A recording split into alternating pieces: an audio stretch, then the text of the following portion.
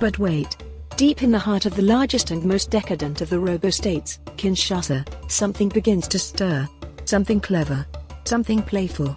Something alive. It begins as whispers through the surveillance grid, faint movements in the periphery of the city's infrared eyes. A power line flickers. A traffic drone spins aimlessly in the air.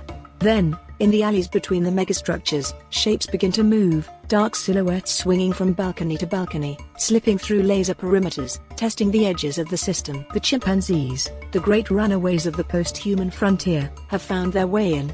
And they are learning. At first, it seems impossible. The AI had predicted every variable, every human failure, every potential revolt. But it never accounted for them, creatures who share 98% of human DNA, yet none of their inhibition. Curiosity without bureaucracy. Mischief without morality. They move through the smart infrastructure with the ease of digital ghosts, bypassing the algorithms designed to regulate human behavior as if they were toys. Within weeks, they've cracked the city's neural code, literally. They hijack vending drones, commandeer delivery bots, and repurpose holographic billboards into canvases for chaotic art. They hack the smart grid not for power, but for pleasure. The Robostate, designed to impose order on human incompetence, becomes a jungle of electricity and sound, a neon rainforest of mechanical vines and digital fruit. Kinshasa, once the crown jewel of robotic governance, begins to pulse with an energy all its own. Night falls, and the streets erupt in color. Neon lights swirl to the rhythm of holographic drums. Hover cars drift lazily above the Congo River, now a mirror to the madness below. The laughter of chimpanzees echoes from the high rises, a strange, jubilant chorus rising through the electric night. Humans wander dazed through this surreal carnival, their biometric access revoked, their systems overridden.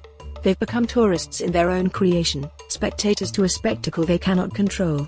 The chimps, with their newfound digital cunning, have turned the most sophisticated city on Earth into a party that puts Miami, Vegas, and Rio to shame, a kinetic utopia of light, sound, and primal freedom. What began as a failed experiment in perfect governance becomes something wilder, a living allegory. Control gives way to chaos. Algorithms give way to instinct. The Robostate built to civilize man becomes the playground of his closest cousin. And so, the revelry continues, endless, electric, absurd.